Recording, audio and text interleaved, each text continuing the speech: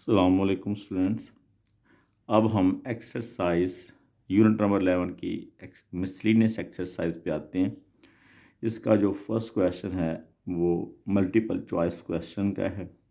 इसके four option मौजूद होंगी। उन ऑप्शन में से कोई एक ऑप्शन जो है वो करेक्ट होगी और जो ऑप्शन करेक्ट होगी उस पर आपने टिक का साइन लगाना है। A 4 centimeter long chord subtended a central angle of 60 degree. The radial segment of this circle is क्या होगा? ये देखें आप, जिसका फर्स्ट एमसीक्यूज वो क्या, आप 4 सेंटीमीटर लॉन्ग कॉर्ड्स सबटेंड है। ये देखें, ये एक सर्कल है। इसका फर्स्ट एमसीक्यू जो है ये एक सर्कल है और ये एक कॉर्ड है ए बी। ये कितने, इसकी लेंथ कितनी है? 4 सेंटीमीटर।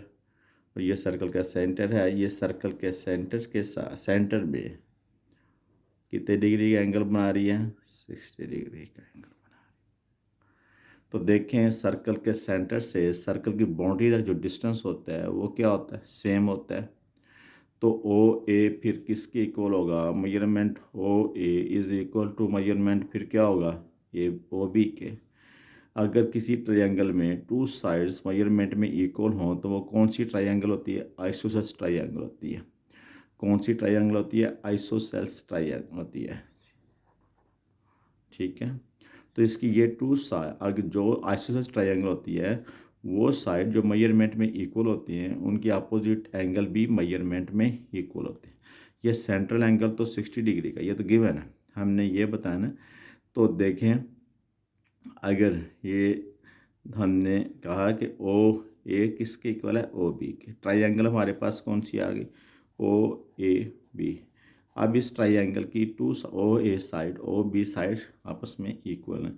जो साइड मेजरमेंट में इक्वल होती हैं तो उसकी अपोजिट एंगल भी मेजरमेंट में क्या होते हैं? इक्वल होते हैं। तो किसी भी ट्रायंगल के जो इंटीरियर एंगल का सम होता है वो कितने डिग्री होता है? 180। इंटीरियर एंगल का जो सम होता है, सम ऑफ इंटीरियर एंगल कितना होता है? 180 होता है। तो इंटीरियर एंगल का जो सम होता है 180। अगर ये 60 है तो ये आइसोसेलेस ट्रायंगल है, तो ये दोनों एंगल भी आपस में जो है इनके अपोजिट साइड, अगर ये अपोजिट साइड जो है ओ ए ओ बी के इक्वल है तो इन साइड के अपोजिट एंगल भी मेजरमेंट में इक्वल होंगे। कितने कितने डिग्री के होंगे? 60 डिग्री के होंगे जी, 60 डिग्री के होंगे। और अगर आ ट्रायंगल विच हैज़ आल, ऐसी ट्रायंगल जिसमें तीनों एंगल मेजरमेंट में सेम हो, इक्वल हो तो उस ट्रायंगल की तीनों साइड मेजरमेंट में क्या होती हैं? इक्वल होती हैं। तो इसका मतलब ये हुआ कि अगर ओ ए की लेंथ 4 सेंटीमीटर है और ए बी की लेंथ 4 सेंटीमीटर है जो कि गिवन है, तो ओ ए और ओ बी की लेंथ भी 4 सेंटीमीटर ही होगी। ठीक है जी। तो एक तो इसका आंसर यही होगा 4 सेंटीमीटर। दूसरा जो है इसमें ये देखें, अगर वो आपसे ये भी पूछ सकता है कि चलें सेकेंड ये देखें आप, तो इसकी 4 मैंने इस पर टिक लगा दिया, ये 4 सेंटीमीटर है। The length of second MCQs देखें, the length of chord and radial segment of a circle are congruent. The central angle देखें, अगर रेडियल सेगमेंट ये वाला और लेंथ ऑफ कॉर्ड ये वाली दोनों की मेजरमेंट सेम हो तो देन सेंटर एंगल पे कितने डिग्री का होगा? ये फर्स्ट एमसीक्यूज का कन्वर्स है। तो इसका फिर सेंट्रल एंगल हमेशा 60 डिग्री का बनता है। कितने डिग्री का बनता है? 60 डिग्री का बनता है।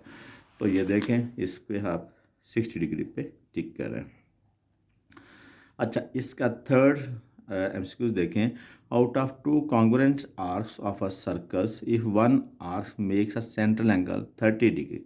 देखें, टू कॉन्ग्रुएंट्स आर्क्स हैं, टू कॉन्ग्रुएंट आर्क्स हैं। अगर उनमें से एक आर्क जो है 30 डिग्री का सेंट्रल एंगल बना रही है तो देन द जो चूँकि दोनों आर्क्स कॉन्ग्रुएंट हैं, अगर उनमें से एक जो है आर्क सेंट्रल एंगल 30 डिग्री का बना रही है तो जो दूसरी आर्क है वो भी सेंट्रल एंगल कितने ही डिग्री का बनाएगी?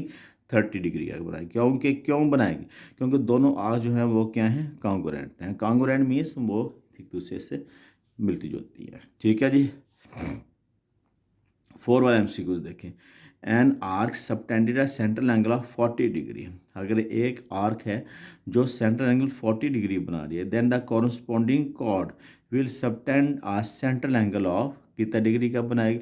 अगर एन आर्क सबटेंडेड, ये देखें ये एक सर्कल है, ये एक आर्क है जो 40, ये एक सेंट्रल एंगल बना रही, कितने डिग्री का बना रही, 40 डिग्री का, ये वाला एंगल। अगर ये आर्क 40 डिग्री का एंगल बना रही तो इसकी जो कॉरस्पॉन्डिंग आर्क कॉर्ड होगी ये भी कितने डिग्री का एंगल बनाएगी, 40 डिग्री का एंगल। ठीक है जी, ये देखें 40 डिग्री। इसका 5th वाला MCQs देखें। A pair of chords of circle subtending two congruent central angles. अगर एक कॉर्ड्स का पेयर है और वो सर्कल में कॉन्ग्रुएंट सेंट्रल एंगल बना रही हैं तो जाहिर है कॉन्ग्रुएंट सेंट्रल एंगल तब ही बनेंगे जब वो दोनों कॉर्ड्स भी आपस में क्या होंगी, कॉन्ग्रुएंट होंगी। आप पेयर ऑफ कॉर्ड्स, एक कॉर्ड्स का एक पेयर एक से एक सेंट्रल एंगल जो है वो कॉन्ग्रुएंट सेंट्रल एंगल बना रही है, यानी कि जो सेंट्रल एंगल बना रहे हैं दोनों क्या हैं, सेम है। तो वो कॉर्ड्स क्या हैं, जाहिर है वो कॉर्ड्स कॉन्ग्रुएंट होंगी तो वो कॉन्ग्रुएंट सेंट्रल एंगल बनाएंगे ना। अगर उनमें से एक बड़ी होती है एक छोटी होती है तो डेफिनेटली बात है कि दोनों जो सेंट्रल एंगल हैं दोनों कॉर्ड्स वो कॉन्ग्रुएंट सेंट्रल एंगल नहीं बना सकती थी, वो एंगल भी एक बड़ा होना था एक छोटा होना था।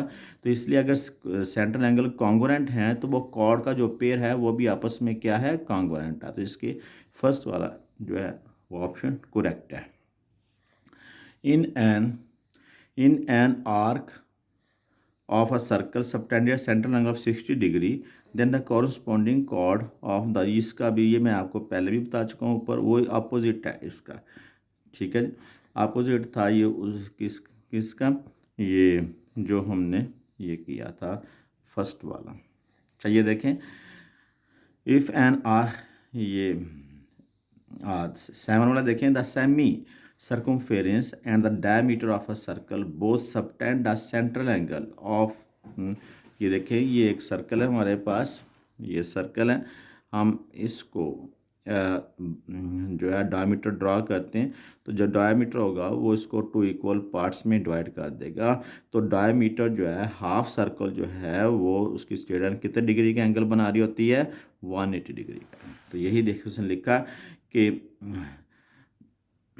The semi circumference and the diameter of circle both, दोनों मिलके सेंट्रल एंगल कितने डिग्री का बनाते हैं, 180 डिग्री का बनाते हैं। अभी मैंने ये आपको बता दिया।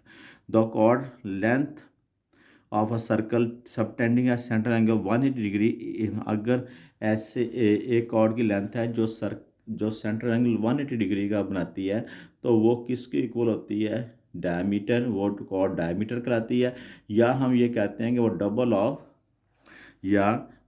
ऑफ द रेडियल सेगमेंट, यानी कि या तो वो रेडियल सेगमेंट का डबल होती है वो कॉर्ड, या फिर हम उस कॉर्ड को डायमीटर कहते हैं। तो यहाँ पे डायमीटर का ऑप्शन नहीं है, यहाँ पे जो ऑप्शन है double of the radial segment की है। तो ये इसकी सी ऑप्शन ठीक है, करेक्ट है। देखिए, if a cord of a circle subtend a central angle, अगर कॉर्ड एक सर्कल की जो कॉर्ड है वो सेंट्रल एंगल जो है 60 डिग्री का है, then the length of the chord and the radial segment. तो मैंने अभी आप बताया था कि अगर ये एक सर्कल है और उसका सेंट्रल एंगल 60 डिग्री का है, तो यानी कि ये ओ 60 डिग्री का है, तो ये रेडियल सेगमेंट और इस कॉर्ड की जो लेंथ होगी वो क्या होगी, कॉन्ग्रुएंट होगी। तो इसका फर्स्ट वाला MCQ करेक्ट है, ऑप्शन करेक्ट है। The arcs opposite to incongruent central angles of a circles are always the arcs opposite to incongruent central। अगर दो सेंट्रल एंगल्स हैं जो कि इनकॉन्ग्रुएंट हैं, वो मिलते जुलते नहीं हैं, उनमें से एक बड़ा है एक छोटा है, तो वो आर्क्स जो इनकॉन्ग्रुएंट सेंट्रल एंगल बना रही हैं वो भी आपस में क्या होंगी, इनकॉन्ग्रुएंट होंगी। क्योंकि कॉन्ग्रुएंट जो कॉर्ड्स होती हैं वो सर्कल एंगल भी कॉन्ग्रुएंट बनाती हैं। तो अगर इस सेंट्रल एंगल कहीं इनकॉन्ग्रुएंट हैं, कहीं वो सेम नहीं है, कोई उनमें से छोटा एक बड़ा है, तो जाहिर है उनको बनाने वाली जो आर्क्स होंगी वो भी क्या होंगी, इनकॉन्ग्रुएंट होंगी। तो इसकी ऑप्शन बी करेक्ट है। तो बेटा इसके जितने भी MCQs हैं मैं थोड़ा बहुत जो है थोड़ा बहुत ही फ़र्क है, बाकी तकरीबन ये सेम है, मिलते जुलते हैं। तो आप इनके एमसीक्यूज़ को करें। 11 चैप्टर में डेफिनेशंस आती हैं, तो इसकी जो डेफिनेशंस हैं बेसिकली ये सारी की सारी वही डेफिनेशन हैं जो यूनिट नंबर 9 में आप पढ़ चुके हैं। तो इसके एमसीक्यूज़ देखें, इसके जो है डेफिनेशंस देखें और बार बार करें। डेफिनेशन की जो आएगी आपको बोर्ड बोर्ड में या स्कूल के एग्ज़ाम में, उसकी एक्सप्लेनेशन के लिए आपको डायग्राम बनानी पड़ेगी। अगर आप डायग्राम नहीं बनाते तो आपका वो आपको हाफ नंबर मिलेंगे। यानी कि अगर 2 मार्क्स हैं डेफिनेशन के, तो 1 मार्क्स उसमें डायग्राम का है, 1 जो है जो आप लिखते हैं स्टेटमेंट उसका है। फिर अगर स्टेटमेंट इतनी अच्छी नहीं लिखी हुई तो उसको 1 में से आपको 0.5 मिल सकते हैं, 0.75 मिल सकते हैं। तो इसलिए जो भी आप डेफिनेशन लिखें उसकी एक्सप्लेनेशन के लिए आप डायग्राम ज़रूर बनाएं। Thank you.